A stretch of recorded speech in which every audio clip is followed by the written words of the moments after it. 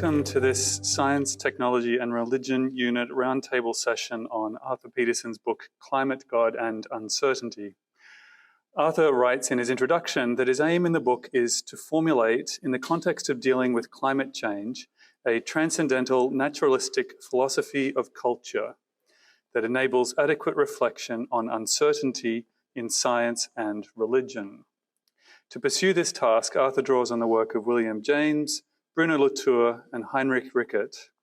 Their insights enable him to assess what climate change means for philosophy and to make a methodological intervention on the sort of naturalism that guides both Latour's work and a large part of the field of science and religion. In our session this evening, 5 panelists are going to scrutinize Arthur's transcendental naturalism and tell us and him what they think about it. First, we'll hear from Josh Reeves, Director of Science and Religion at Samford University, then from Bethany Solaretta, Lecturer in Science and Religion at the University of Edinburgh. After Bethany, we'll hear from Whitney Bauman, Professor of Religious Studies at Florida International University. After Whitney, Gijsbert van den Brink, Chair of Theology and Science at the Free University Amsterdam. And last but not least, we'll hear from Lisa Sedaris, Professor of Environmental Studies at UC Santa Barbara. Each of our panelists is going to speak for 8 to 10 minutes or so, and then Arthur, who is Professor of Science, Technology, and Public Policy at UCL, will reply with a 20-minute reflection. In Climate, God and Uncertainty, Petersen develops a sophisticated philosophical position called transcendental naturalism that extends Immanuel Kant's philosophy, as interpreted by Heinrich Rickert, into contemporary debates in the field of science religion. The term transcendental follows Kantian philosophy in referring to the a priori conditions that shape our understanding of the world. Petersen's philosophy is naturalist in that it focuses on what we can know and experience within the realm of observable reality, rather than speculating about a realm beyond our grasp. At the core of transcendental naturalism is the assertion that values such as truth, beauty, and justice have a real ontological status and should be considered part of nature. Petersen defines nature, building on Rickert's ideas, defines nature as including not only physical objects, but also these transcendental values, which exist, quote, on this side and guide human judgment. I deeply resonate with many goals of Petersen's project. His insistence on leaving room for mystery rightly acknowledges that scientific inquiry, while valuable, cannot capture the entirety of human experience. His criticism of scientific materialism as a philosophy to live by highlights its failure to account for human meaning-making, moral judgment, and engagement with the transcendent.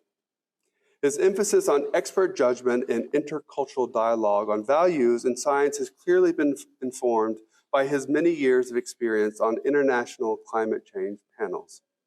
The question I would like to focus in on this response is whether it's necessary to expand the concept of nature to best reach these philosophical conclusions.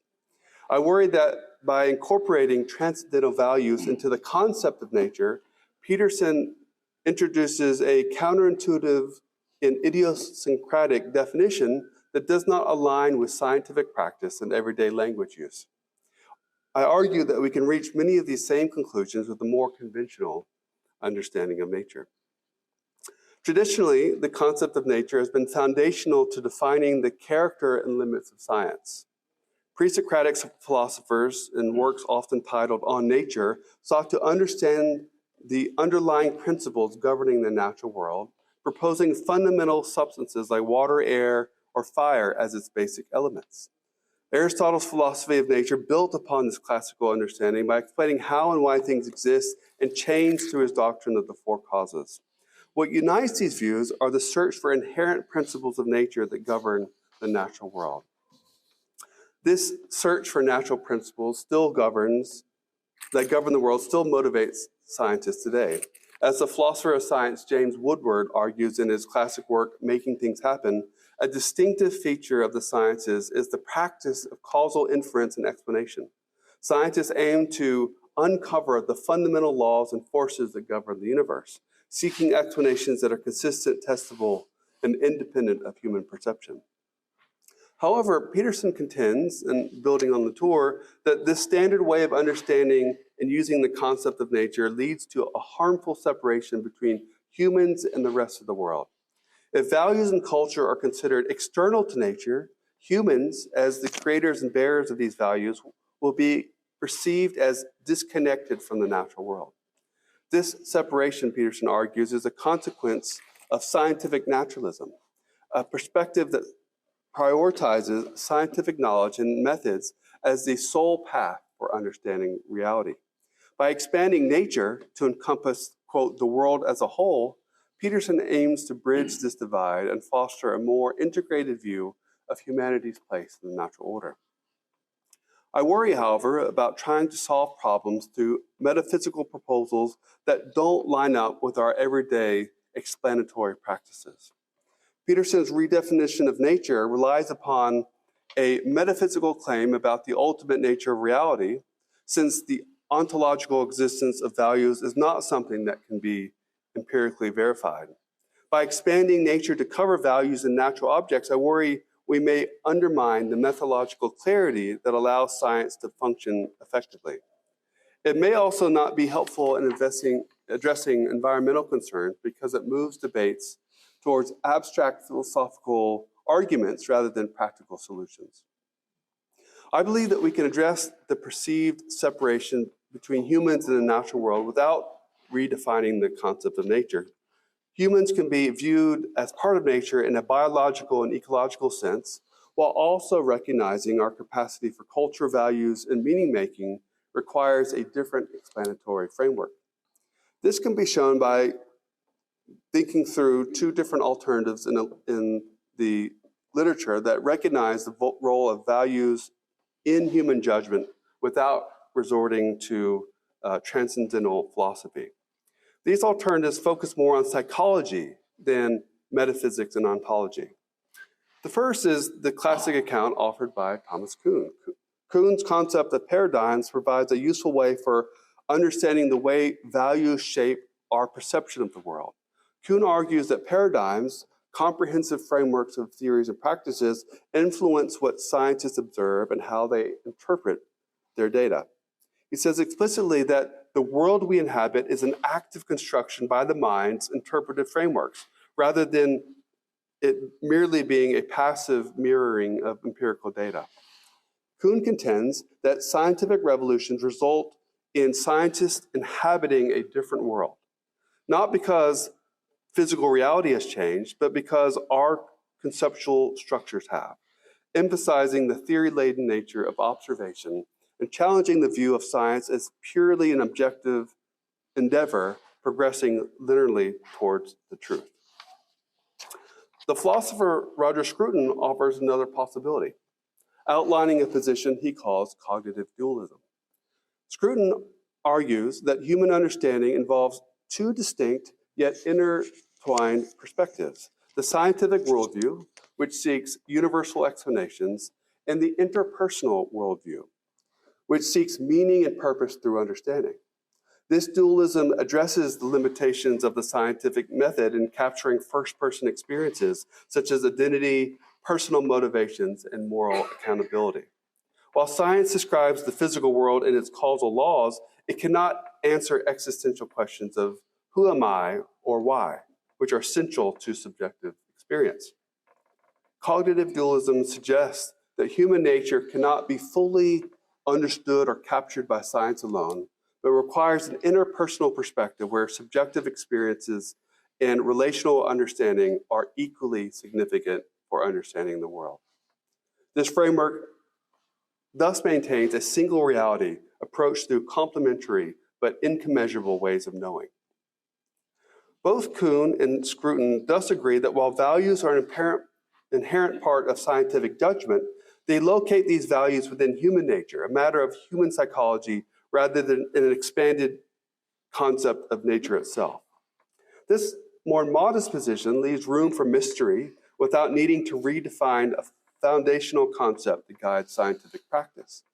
The goal in the education of scientists thus would not be having them posit from the very beginning that values are real, but merely to recognize that values cannot be eliminated from our description of the world.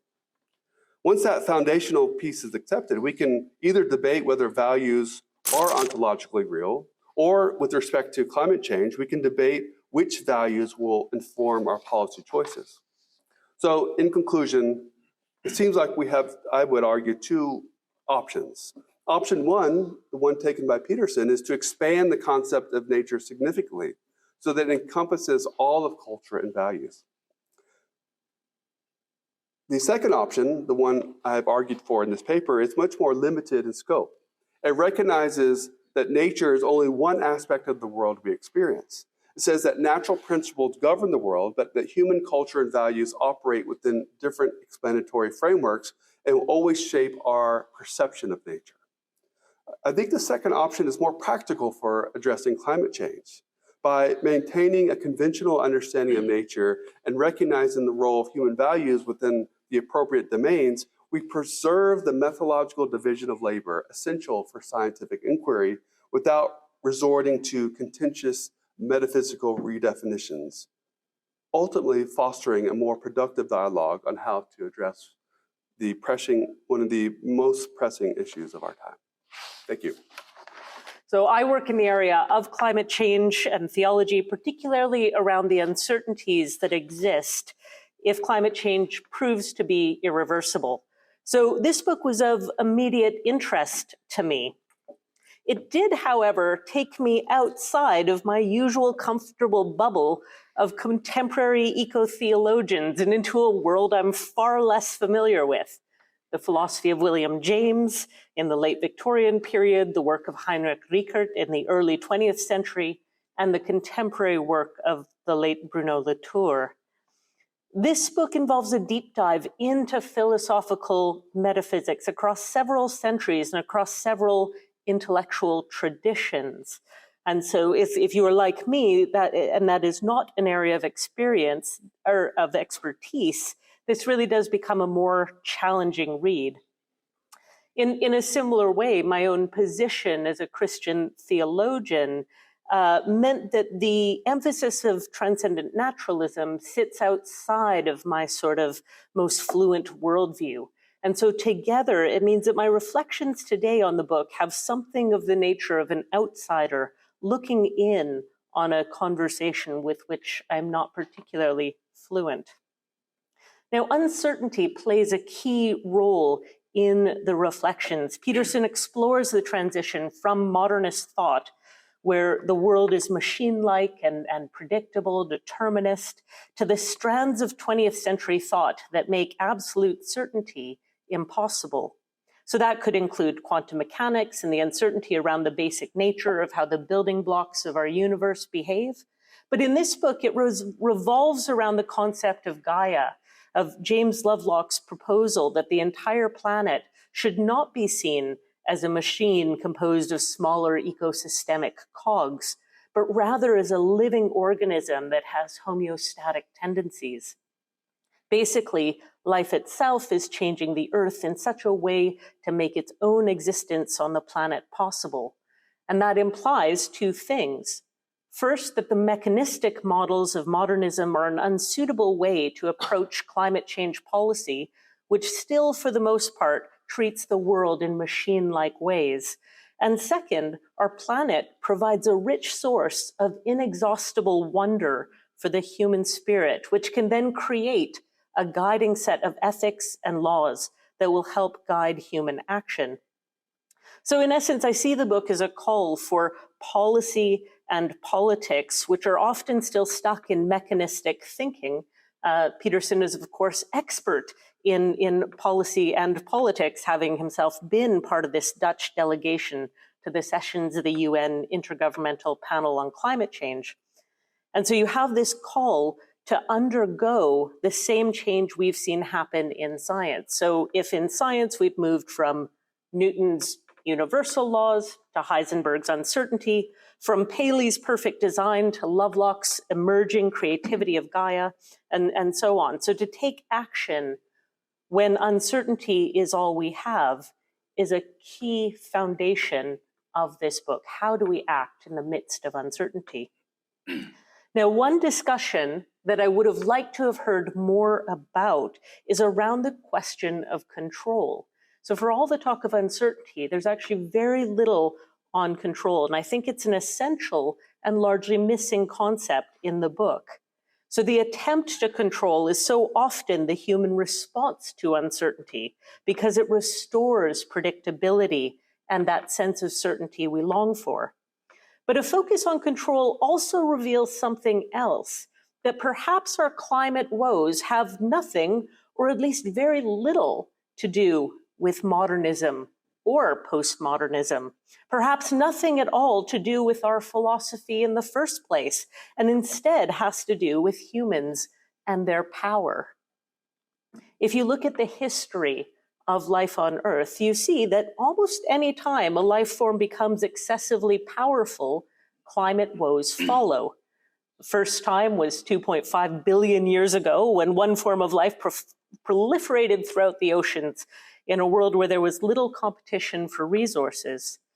Their metabolism emitted a toxic gas, and they increased the percentage of this toxic gas in the atmosphere from 0 to 20%, until it was so high that it threatened the possibility of life on Earth altogether. The change of gases caused the climate to change, plummeting the Earth into the first global ice age, which could have been the end of life. However, luckily, as we can tell, life itself responded and found a form of life that could use that highly toxic gas in metabolism, the toxic gas being, of course, oxygen, as you all know.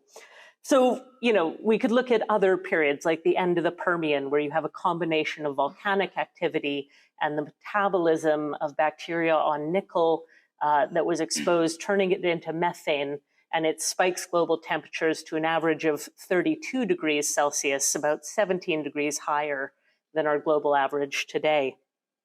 But the point I'm trying to make is that life, by being itself, by flourishing, exceeds itself. A flourishing species naturally destroys the basis of its own flourishing due to its very success. Ecosystems do not find a harmony or balance. Rather, they flex between the predominance of different species over time. So there are certain norms that describe the boundaries of that ebb and flux of power, but static harmony is simply not a reality of nature.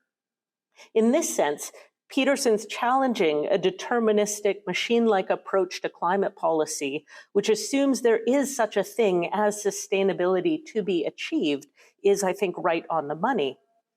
Yet, Petersen also suggests that wonder and poetics can lend a broader framework that would improve our policies. And I sort of agree, but I'm also a little bit skeptical here. If I'm right to think that life with power will always, by flourishing, destroy the conditions of its own success, then the particular metaphysic we hold is almost beside the point.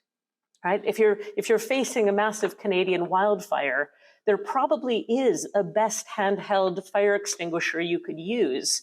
There probably is some that are better, but I don't think either of them are up to the scope of the challenge. So I just came from the sort of ecology of religion unit where Bron Taylor was sort of lamenting the fact that religion hasn't been powerful enough to turn the scope of our environmental crisis. But here is what I think. If humans flourish, we will, by being flourishing life, destroy our environments. And again, I think that there is historical evidence of this. Long before modernism or even philosophy was a twinkle in humanity's eye, as early human populations moved into North America, extinctions, deforestation, change of land followed. Similarly, when the Maori arrived in New Zealand only 750 years ago, they caused many extinctions of species and vast deforestation of the southern island. They had, I presume, all the awe and wonder of nature, that closeness that we could imagine, but that did not prevent the failure of an ecological balance. So if this is, as I have argued, not only a quality of humanity, but of life itself, that flourishing leads to growth, which leads to unsustainability, then no metaphysic, whether my own or transcendental naturalism, will solve our climate foes or our climate woes unless we sort of face the dilemma head on. Do we choose flourishing or sustainability? So thank you. I really appreciated this book and think it adds greatly to the many voices that are currently articulating some form of non-reductive materialism. For my own purposes, I cast a wide net and refer to these efforts under the umbrella of new materialisms. Not that there's anything necessarily new about them, but it's simply to distinguish it from the reductive productive materialisms that are at the center of many ecologically minded critiques of nature.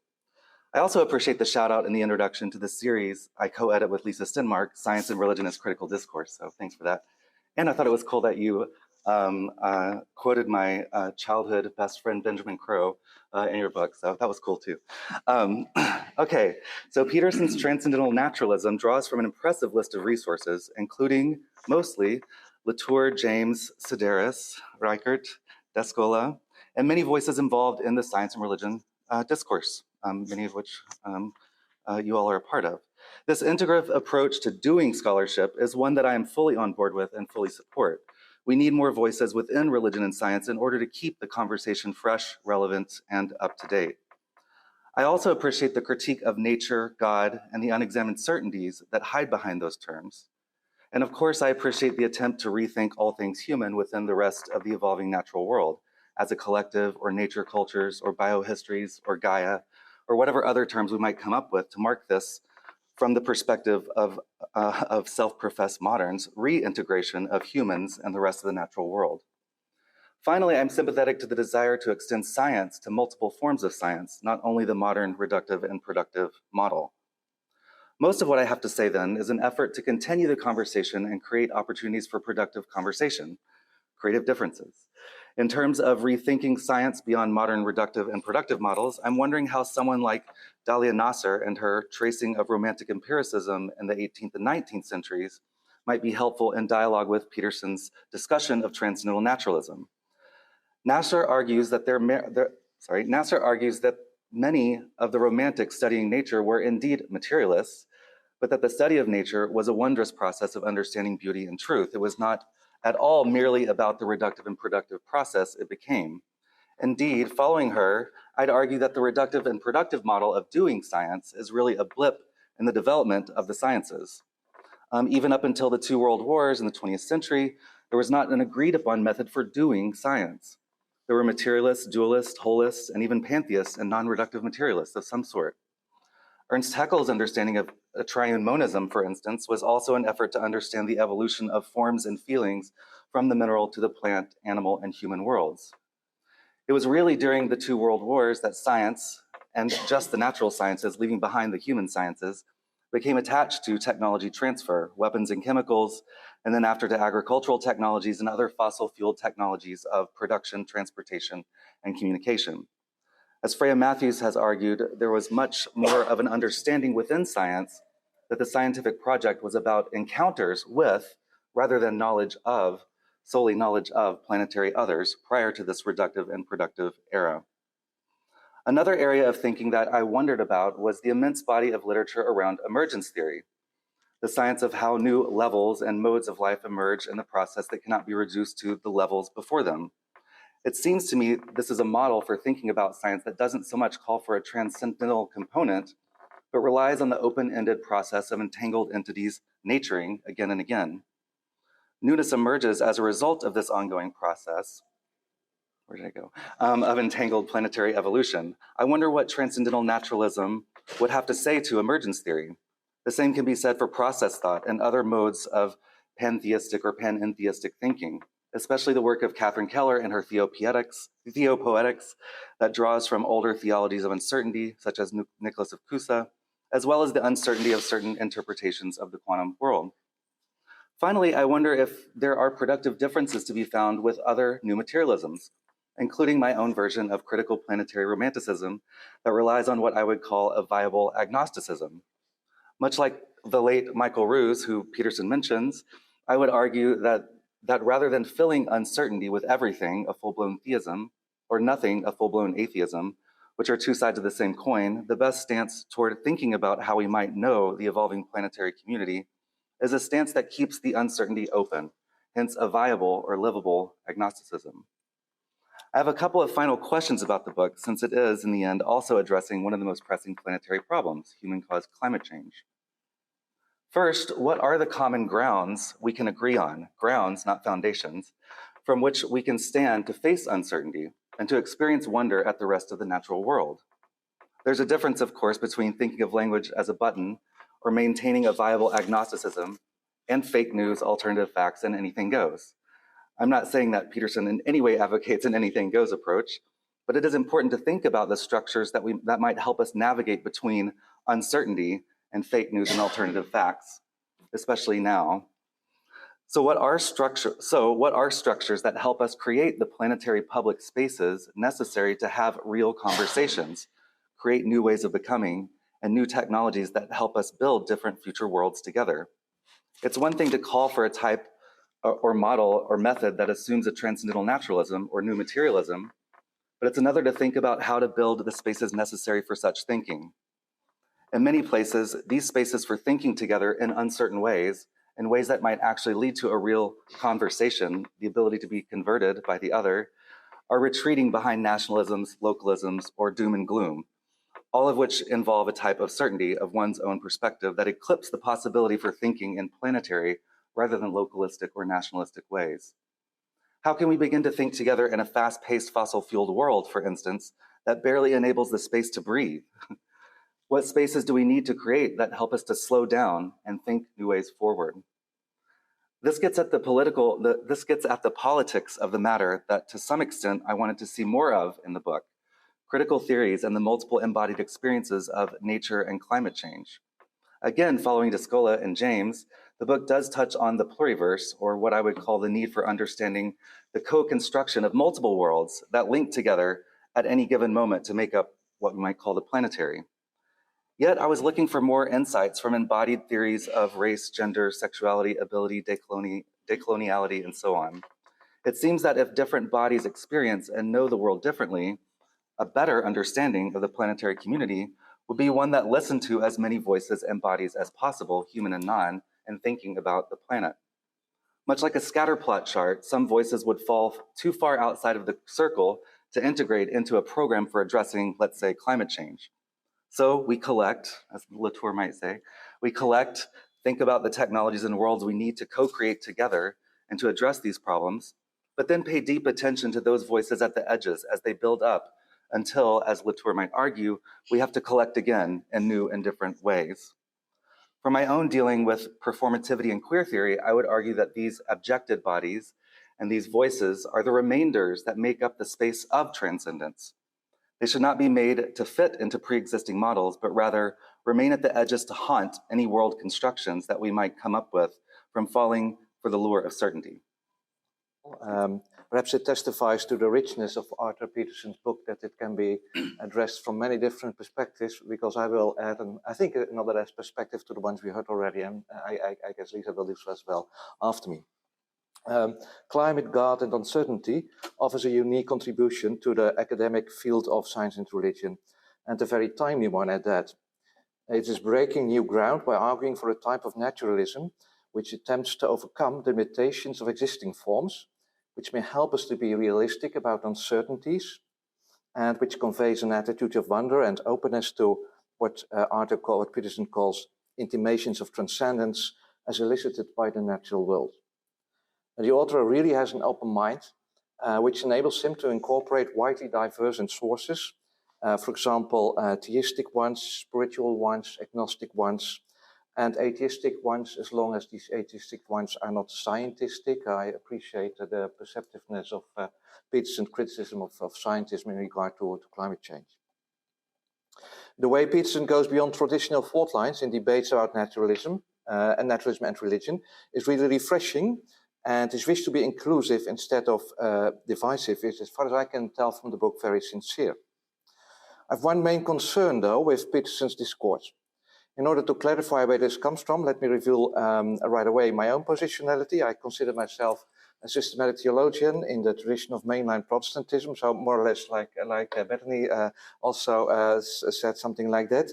Whereas Petersen's work is decidedly from within the Kantian tradition, although Petersen criticizes Kant for keeping metaphysical assumptions in his philosophy, especially about the Dinge an sich.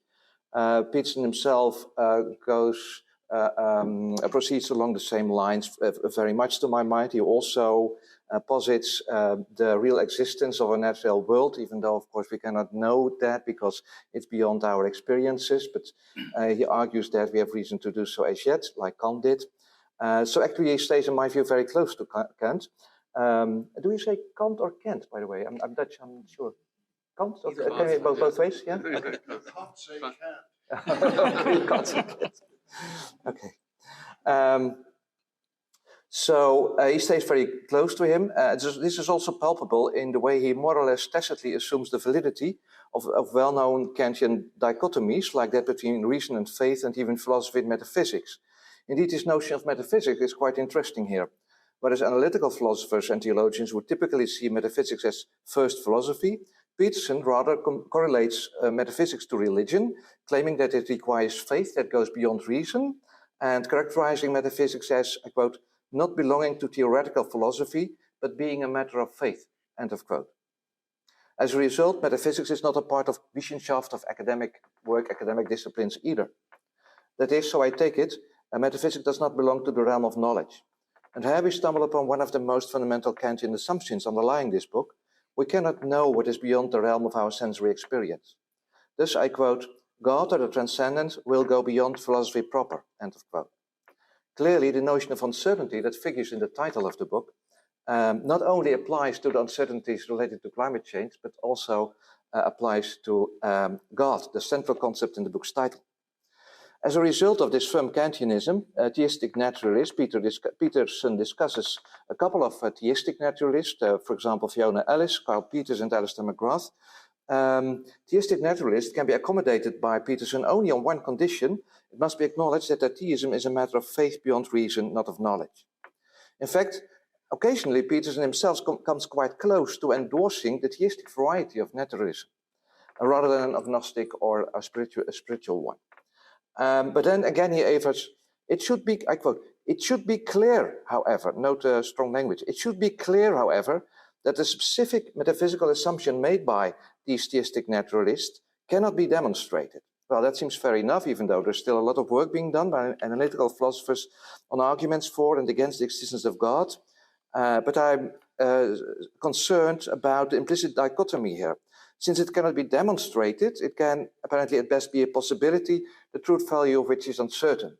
In brief, one cannot know that God exists, and theists can only get access into the transcendental naturalist boat if they accept this. At this point, I was reminded of a quite well-known paper by Petersen's fellow philosopher Nicholas Wolterstorff, entitled, Is it possible and desirable for theologians to recover from Kant? It was published in a journal, I think deliberately so, in the journal Modern Theology by the end of the 90s, 1998 or so. And this paper starts with the story of a female theology student one day entering Wolterstorff's office and expressing her gratitude for Wolterstorff's book Divine Discourse, which had then just been published. You know what, she said to Wolterstorff, you just start talking about God as if nothing is wrong with that. What she had found so frustrating during her studies was that most modern theologians didn't allow her to speak about God, but required that she first shows that one can reasonably speak about God. And usually when they went through that exercise, they never recovered from it. The student and Wolterstorff discussed this point, and they agreed that Immanuel Kant had been, I quote, the decisive influence here. Wolterstorff therefore goes on to analyze Kant's thinking on this issue, pointing out that the metaphor of a boundary was of tremendous importance to Kant. Knowledge of God is unavailable to us since the transcendent lies beyond the boundary of what can be humanly known. Yet, there is another entryway into it according to Kant, namely that of faith. It's this way of thinking, I surmise, that underlies Petersen's assessment throughout his book, and of course also those of Rickert in the line of Kant. Now, Wolterstorff is quite critical of this picture that has held us in its grip, as he says in a Wittgensteinian mode. This picture has even meant that a good many theologians, I quote Walterstorff now, a good many theologians have spoken far more confidently about the existence of the great boundary than about the existence of God. Walterstorff then points out an alternative epistemology, which he connects with the work of another philosopher, late 18th century philosopher next to Kant, Thomas Reid. Reid did not accept Kant's mental representationalism, according to which concepts are actually barriers between mind and reality. Reid suggests that the objects of our concepts are not mental states, but are real dogs, tables, etc. Of course, we can be wrong in that we don't actually see what we think we see or sense what we think we sense, but mostly we can trust that our perceptions serve as a link between our minds and reality rather than as a barrier. But if there is no structural boundary between me and the world, neither need to be one between me and God. Again, I may be wrong in my beliefs about God, but there is no a priori reason to think that I'm irrational or beyond reason in holding such beliefs.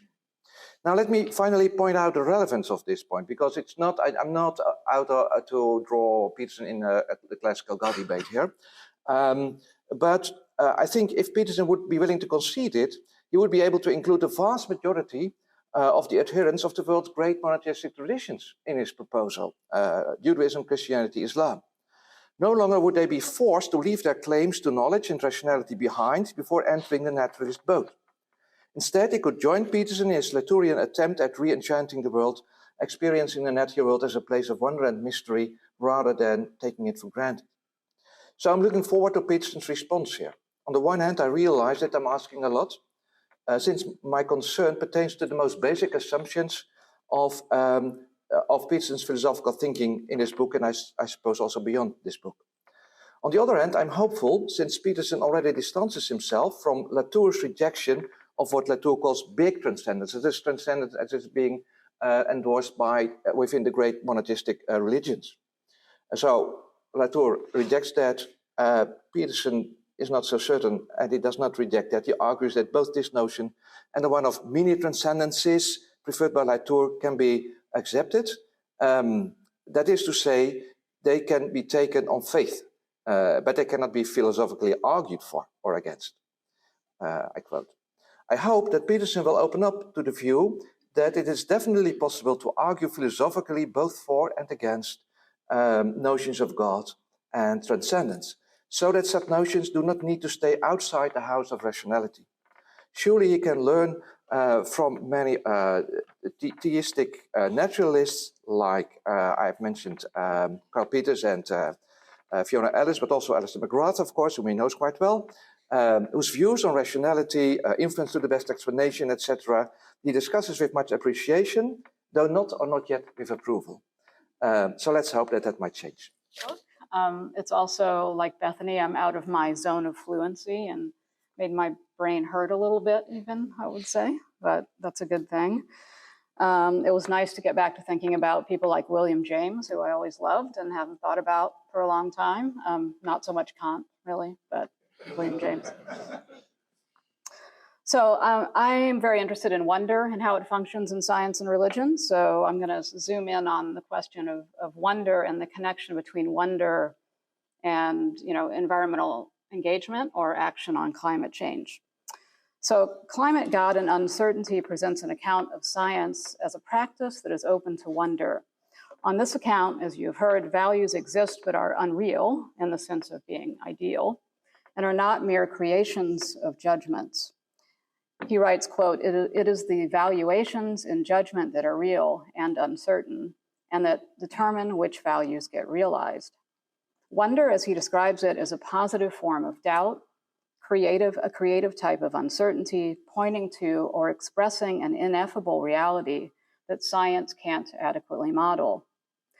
Wonder is also sometimes expressed, following Latour, as a quality of, quote, remaining open to the dizzying otherness of existence. That's TENTS, existence, which I really like that definition of wonder. The book offers an account of transcendental naturalism that avoids scientistic naturalism on the one hand, as well as an unreflexive embrace of metaphysics on the other. Petersen develops a form of transcendental naturalism that is more open, although tentatively so, he says, than Latour's or William James, and open particularly to big metaphysical transcendence, to use James' term. A key claim, at least the one that I'm most interested in, is that transcendental naturalism can usefully address climate change and encourage climate action and environmental engagement. Petersen argues that wonder, quote, based in transcendental naturalism can be used philosophically to underpin ecological action in the context of climate change. So how might wonder do this, and for whom might it do this? There are a few suggestions throughout the book of where and how wonder as a kind of creative uncertainty or positive doubt might emerge or remain. The first hint we have regarding the place of wonder in transcendental naturalism comes in chapter 2, where Petersen discusses a passage from my own arguments about wonder from my book, Consecrating Science. So there I'm making a claim which I actually draw from Lorraine Daston and Catherine Park in their book, Wonders in the Order of Nature. The claim is that historically a shift has occurred such that wonder came to be a response to the puzzle solved rather than the puzzling phenomenon itself. So my claims about wonder are motivated in part by concerns about the inaccessibility of certain forms of wonder for the average person, for the non-scientist, for example. The kind of knowledge-based wonder that I critique is problematic not only because it is wonder about something, and as such, the wonder can easily dissipate as knowledge is gained, right? It sort of drains away. But also at issue in this dynamic is that non-scientists are then in a position of being informed by scientists what we should wonder at, when, and why. That is, we should wonder at the knowledge that science produces, the puzzle that has been solved, which might be quite elegant and beautiful. But even if we did not participate in the discovery or creation or whatever of that knowledge and cannot fully apprehend it.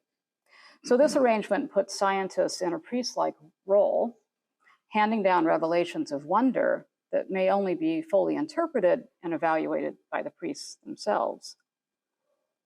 The larger implication is that mystery and uncertainty are drained away. The solution displaces the mystery as the thing at which we wonder. This, again, is just my own critique. So solutions can be elegant, beautiful, and surprising, but those features may not present themselves to the non-scientist. We just have to take their word for it. When they tell us something, not always, but often, if something is a beautiful, elegant solution to some problem in physics, I kind of have to assume that that's true because I don't understand it myself. So Petersen returns to my concern at the conclusion of chapter 2, and there he suggests, quote, that even if one thinks that one has solved an important piece of the puzzle, a feeling of mystery and uncertainty can remain, and I think that that's probably true. The remaining uncertainty has to do, as I understand him, with the inability of models to fully capture an underlying reality. But more than this, the experience of uncertainty can generate a kind of metaphysical transcendence, both small and sometimes big transcendence. But it's still a little bit unclear to me who has access to this transcendence that comes seemingly in or through science, since it often seems to depend upon a high degree of expertise. For example, when discussing Stephen Jay Gould or Alvin Plantinga's ideas about design, Gould doesn't think nature is designed, Plantinga does. It would seem that a certain depth of knowledge about biology, cells, or paleontology or geology is needed to experience the kind of wonder that Petersen describes. So in ways that echo some of my own inquiries into wonder, Petersen explores the question of whether a science-based myth that functions like a classical religious myth, either amending them or replacing them, can re-enchant the world. So this is the subject of a book that I wrote where I look at a lot of those attempts to sort of re-enchant the world by creating a new scientific myth. So I'm very invested in this question as well. Does poetics, he asked, provide an evolutionary epic? Similarly, he asked, quote, is it possible for poetry, fed largely by science, to bring re-enchantment of nature and motivate action against the ecological crisis? So there's that question again. This inquiry falls under the topic of poetics, which includes, but is broader than poetry, right? Poetics, he says, can trigger the experience of wonder. Models in science, which involve metaphor, thrive on poetic expression, he writes, and they advance science even though they are not taken literally. In the realm of religion as well, models can evoke religious responses. So there's a kind of, if I understand, a kind of big transcendence that's possible both through science and religion. A new hypothesis in science, for example, is similar to a mythos. He writes, quote, "The observation of new phenomena and the development of new techniques create intrigue. Until a hypothesis is validated, it retains this sort of mythic quality." Other examples of wonder-inspiring poetics are given in the book, drawing from Kepler and Copernicus, so ideas about celestial harmony and ellipses as having a kind of musical perfection. There's another phrase that I found very intriguing, which is the frightening poetics of Gaia, which makes me think that there is a sort of fearful dimension to this experience of wonder as well, as indeed it seems the moment that we are in. But again, it seems that many of these glimmerings of mythos might be available primarily to the practicing scientist, not always, but because it's the experience of science itself, I think, that's being described, or those who are directly engaged in hypothesis creation. And so I struggled at times to locate an account of how the average person might experience this wonder and thereby be more engaged in environmental action, which is, part of the point here, and I think we all would like to see more of that. So what often seems to be missing in these accounts of wonder is an element that one does find in Alistair McGrath's writing, namely a sort of an I-thou encounter, which of course goes back to Martin Buber. So Petersen quotes McGrath as arguing, quote, "We must encounter nature, not simply experience it. We must encounter nature, not simply experience it. That is, we need to treat nature as a thou, and in an unmediated way, where unmediated here means not mediated through scientific understanding." McGrath doesn't leave it there. He also believes that understanding can add to appreciation, and I think so too. I think that it can add to appreciation. Alongside a kind of virtuous form of ignorance that comes from the realization, this is McGrath, that nature points to something beyond itself, namely God or simply the unknown.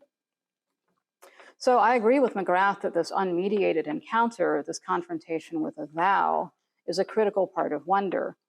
Petersen acknowledges the similarity between my own view and McGrath's, although he sees McGrath as taking the theistic route, whereas mine is, well, I think it's unclear. I think I don't commit exactly. But I'm not sure if he shares this view about the importance of this sort of, I-thou encounter with nature. It seems that without some such encounter, wonder is too narrowly circumscribed. It's also questionable whether the wonder and uncertainty experienced here has much to do with nature per se, as opposed to the workings of science. Even if our understanding of science isn't scientistic, and Petersen is careful to avoid that, there's still a kind of gap between what scientists experience and what others can access. Broader access to wonder is important for broader motivation on behalf of the environment. That, at least, is what the whole epic of evolution and other attempts, that sort of phenomenon, are trying to do, to sort of cultivate wonder so that people will act. One clear exception to these descriptions of wonder that seem sort of science-based or, rooted in the experience of practicing science appears at the end of chapter 6, and this is in the discussion about poetics. There, Petersen writes, quote, "In response to the scientific naturalistic approaches of ecological conservation observed by, that is, critiqued by Sedaris, i.e. me, he says, I, Petersen, agree with Jane Goodall. The approach of Goodall he agrees with involves, quote, letting young people experience wonder in hands-on projects focused on real people and real animals in real environments." So I'm intrigued here by the turn to and the repeated use of the word real, which I take it is meant to contrast with abstract knowledge, which, as Petersen notes, may not do the trick, that's a quote, in inspiring wonder. Thus, as Goodall realizes, individual experiences and poetic references to them can help to motivate action. So I'm also curious as to why this hands-on experience in nature, which, by the way, is also the approach that my own book recommends, with extensive reference to Rachel Carson, who, like Jane Goodall, argued for this kind of direct encounter with nature. I'm curious why it seems limited to young people. Surely this is an avenue that is of wonder that is open potentially to people of all ages. who are not in a position to grasp the details and the methodology of science and the room that it leaves for creative uncertainty. So those are my questions. So thank you all for being here. Thank you panelists for your responses. And just to let you all know, the book I have, they're hard copies, they're softbound copies, but the beauty of the book is you can download it for free, right? I'm a big fan of open access, as many of you know, and that's also true for this book. So ever since I started sharing versions of this book for feedback, and the first 4th version was completed 5 years ago, I was most afraid of hearing that there would be major flaws in the systematic philosophical position that I had outlined and that I had labeled transcendental naturalism. That is a pretty open philosophical position that aims to move beyond both modernism and postmodernism to what one could call metamodernism. I didn't spell this out in the various versions of the book, but at least readers have not accused me of being too much of a modernist, and certainly not of being too much of a postmodernist.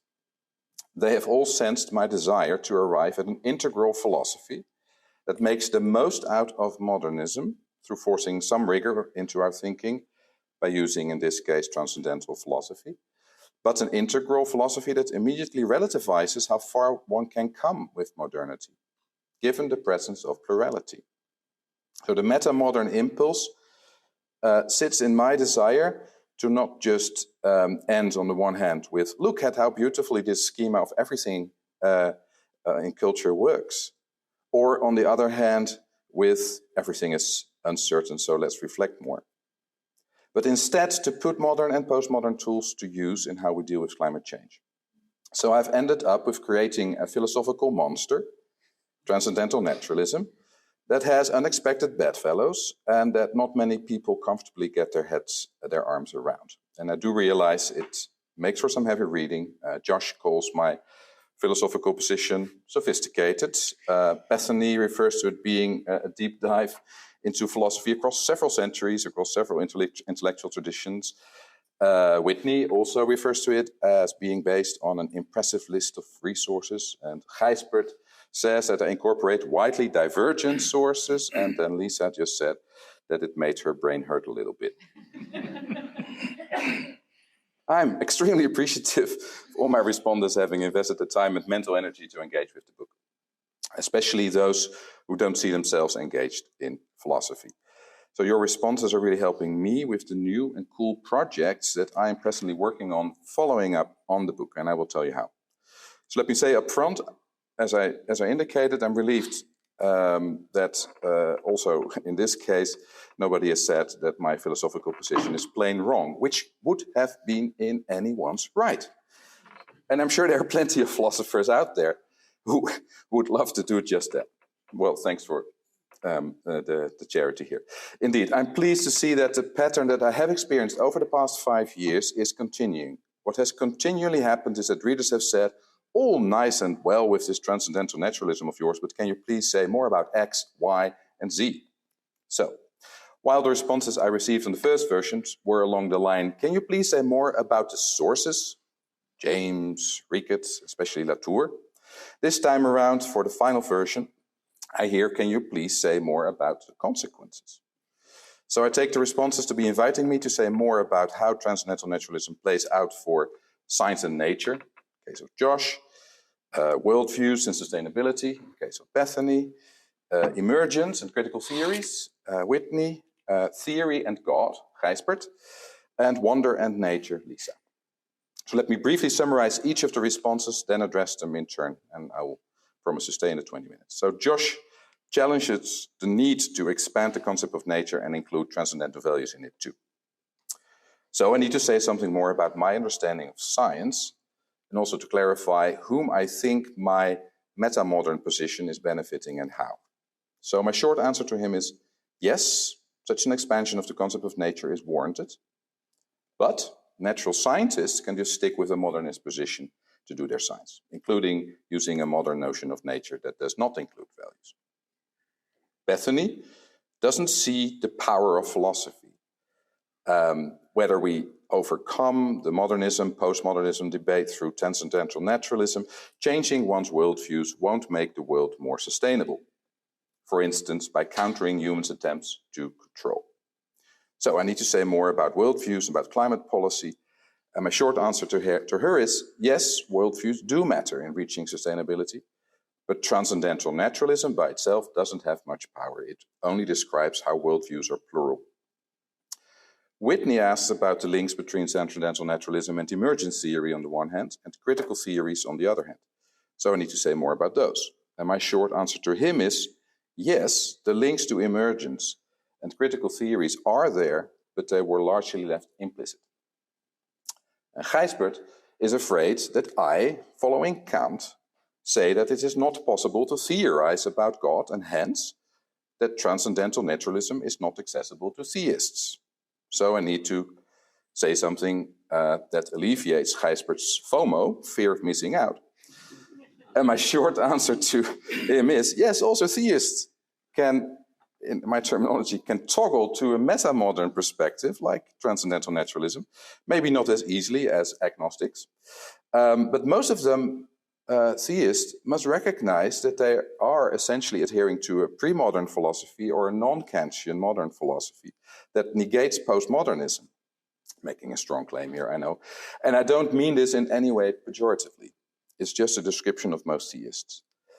Lisa points out that the way the book engages with wonder is skewed towards wonder in science, including where I discuss poetics and nature conservation. So I need to say more about non-scientific wonder. And my short answer to her is, yes, you're right.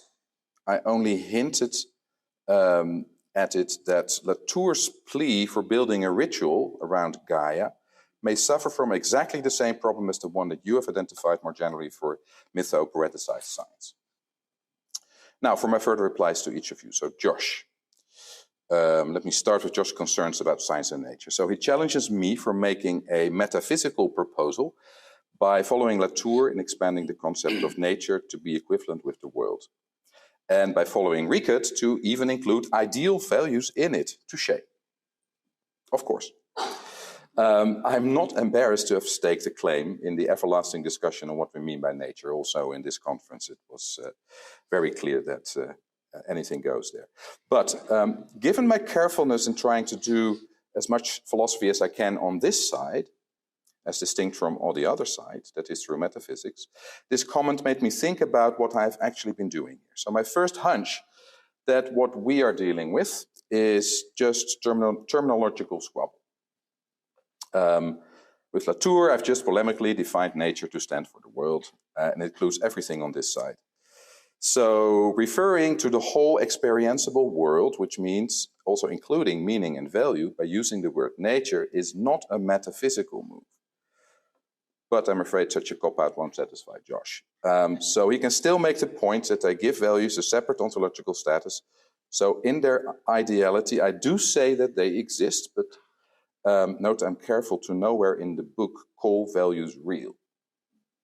Again, that would be terminological squabble to challenge Josh in this one. So the heart of the matter is that Josh rightfully points out that with my expansion of the concept of nature, I'll be losing practicing scientists from my audience. If I just wouldn't do that and point to Kuhn for paradigm, Scruton for cognitive dualism, then I could also make my point that values are an inherent part of scientific judgment, with values being part of human nature. Well, no need to go further than this. I agree in the initial training of scientists, and I agree with Josh that the discussion on the ontological status of values may act as a distraction in getting scientists to understand the role of values in their practices. But, then scientists will continue to react in the same way as I witnessed the scientists of the Intergovernmental Panel on Climate Change to react when they were told that Mother Earth was missing in their report. They were as deer in the headlights. And one of my present projects is to integrate transcendental naturalism and metamodernism in the new BSc program that we're running at UCL on science and engineering for social change. If we want scientists to be able to interact more productively with non-modern cultures, well, I know this is never going to be smooth, they will need some deeper humanities training than they're currently receiving. Then Bethany. Let me move on to Bethany's concern about the influence of worldviews on sustainability. Start with glass half empty, glass half full, pessimism, optimism. I think Bethany's more of the former in terms of her worldview. I'm more of the latter. But that doesn't help you much. So let me clarify what my book does with worldviews. It highlights their centrality in human lives, their associated metaphysical commitments, but also their bringing together of so much more than just theory, which metaphysics is. I agree with her, which is why I largely stay away from it in the book. That is, it also includes ethics, politics, religion, art, etc. So transcendental naturalism offers a theory of worldviews, a Weltanschauungslehre, which is what the philosophy of culture or philosophy of value is supposed to do. I'm afraid, in the book, I don't offer much by way of solving the problem of climate change. I just use this problem as a cue to further complexify philosophy. But such a cop-out won't satisfy Bethany. So climate is the first word of the title of my book, and I've been working most of my working life on dealing with the problem of climate change, both from academia, the natural sciences, the social sciences, and the humanities, and at the interface between science, taken as Wissenschaft, and policy. Be it in the Netherlands, where I made my career in the Dutch government, and am now back as the Chief Scientific Advisor to the Dutch Delta Commissioner, or in the UN's IPCC. So let me highlight then my efforts over the past 2 decades to make a broad notion of worldviews that includes views on how we need to run our societies, make it central to the way policy analysis gets done. Documented this in a range of articles, starting with a seminal one in the journal Ecological Economics in 2009, together with Bert de Vries, which underlies his CUP textbook on sustainability science. Now, I'm not pretending that the numerous sustainability assessments that use this kind of tool to talk about worldviews, to assess policy options, have been that they have been produced and then were able to turn the ship around. But I'm confident that in the end, that's my optimism, with the tragic help from quite a few more climate disasters in the next few decades, they will. So we do need your theology there. I disagree with Bethany that human flourishing is always irreconcilable with sustainability, but she rightfully indicates that the path to get there will be narrow, and also that it will involve a huge amount of suffering along the way. So I will be working on exactly this question in my new research program on the future of the Nile River Basin, where I will apply transcendental naturalism in a whole host of disciplines. The 11 states of the Nile River Basin face a variable and changing climate and the continuous increase of their demand for use of the Nile, and they are internationally in conflict and internally highly centralized, non-democratic, and subject to civil strife. Now, my claim, drawing on transcendental naturalism, is that environmental policy analysis, which is then the discipline I highlight here, has not sufficiently addressed the relevant cross-cultural dimensions and attendant uncertainties. So I know it won't be easy, but I will keep dreaming of that part of Africa flourishing sustainably and showing through the use of models how it may actually be possible. So I'm very happy to be considered naive here by Bethany, and I will continue with it regardless with hope. Okay, Whitney. Over to Whitney. He claims that emergence theory is useful to set a larger scene. I agree. And asks himself how that could be connected with transcendental naturalism. Furthermore, he sees too little critical theory in the book. I again agree. And challenges me to address more of the politics of the matter head-on and in a critical and embodied fashion. I did not include this in the book, but I will include it in my teaching using the book and further philosophical research building on the book. So I intend to outline a meta-modern perspective on complexity and emergence, with ultimately meta-modernism, or what you can call the meta-modern code, with transcendental naturalism as its epistemological underpinning, emerging out of the postmodern code, arising out of the modern code, arising out of the pre-modern code, arising out of the indigenous code, etc. And in the grander scheme of nature, culture arising out of mind, arising out of life, arising out of matter. So Whitney invites me to come along with him and the late Michael Roos, who we so sorely now miss, and choose the agnostic position. But I don't think that philosophically I'm required to commit to such a metaphysical step, however much I respect it and can see the beauty of it. I say philosophically here on purpose in the sense that the Neo-Kantians, whom I follow here, saw philosophy as Wissenschaft, distinguishing it from metaphysics and theology. But don't worry too much, Gijsbert, I will come to you in a second. I may mellow a little bit. So 2 other fields that at least Rickert didn't count as Wissenschaft. I am very much prepared to entertain a more open and tolerant approach towards Geisteswissenschaft. I have no political purposes to exclude any field in which critical reflection among a community of scholars takes place in the university. This book maybe just constituted my prolegomena, to enable me and others to always be clear for themselves where in the world they sit ontologically with their different activities and how uncertainty plays out there, natural sciences, social sciences, humanities, and within that latter category, ontology and epistemology. But there's so much space to still be explored. So I thank Whitney for his invitation, specifically on critical theories. I'm developing a new third-year undergraduate course on science engineering as cultures, which will largely focus on postmodern critical theories to analyze how science engineering are contextual, political, and toggling out of those theories at set points to reach back to the meta-modern perspective, including transcendental naturalism, to then dive back in again. I will make sure to document and reflect on the experience. Now, Gijsbert, on theory and God, I admit that I would have to study more of Thomas Reid in order to respond fully to what Gijsbert brings out against the Kantian approach. And I'm actually going to do that at some point. That is, that concepts do not constitute structural barriers between mind and reality, as Kant seems to have it.